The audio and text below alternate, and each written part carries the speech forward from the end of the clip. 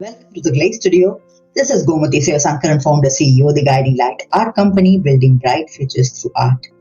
Today, in the season 2, second episode of the GLAC's What Next series, Change Management in Practice, we are going all the way to Brisbane, Australia, to meet someone who's faced change not just at the career level but also at a personal level. We are meeting Paige, Krystal, Wilcox, an intentional storyteller, an author, a social activist, and whatnot.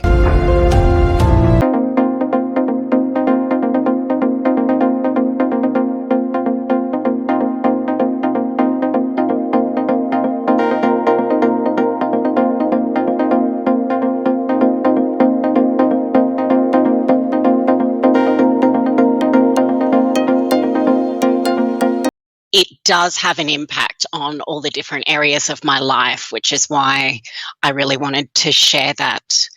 I was previously involved with a lot of social advocacy, and I got quite burnt out very quickly. Tried it again, same thing happened, and what I've worked out is that I really want to help make the world a better place, and how I can do that best is through my writing. And that's something that I find creatively fulfilling, but also I can do it in a way that keeps social impact in mind, and then I can also protect my own well-being, which I couldn't really when I was putting myself on different stages here and there. And I'm now in a place where I very much limit the things that I do. So this was going through a gender change. Is that to be specific? Yeah. Yep. And also in the light of your life, because there is your school or college, your career. So going through this is a personal change. It is so private, but at the same time, you're also engaging with the society. I think this context is very important for a lot of us to learn, even for me. Absolutely. Yes. And because it was such a visible thing, of course, every single person in my life at the time had to know about it. Or if I didn't want them to know about it, I actually had to leave them behind. And that is a very difficult thing to think about. But some people will not support you, and there were some people who didn't support me. There were people who didn't understand and didn't want to, and I tried to hold on to them for a long time, but I realized that really I needed to surround myself for my own protection, surround myself with more of the people who were willing to learn and listen to me and accept me as I was.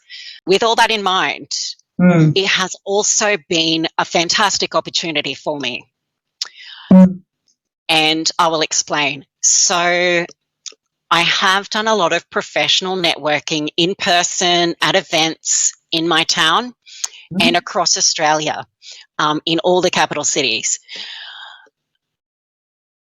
That has never come natural to me, and it's very exhausting. And with that kind of professional networking, to work a room, as they say, you walk around and you have very superficial conversations with many different people, and hopefully some of them remember who you are, and hopefully you remember some of who they are.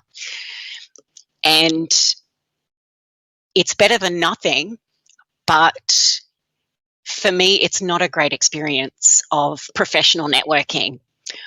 With this pandemic, it has enabled me to step out of my comfort zone online.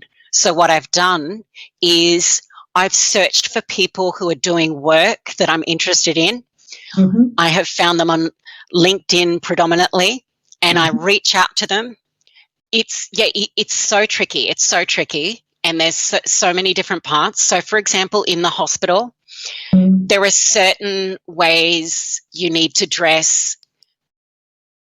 to keep your distance from patients if you're a medical professional, but also to minimize the risk of things like your hair or skin falling onto the patient.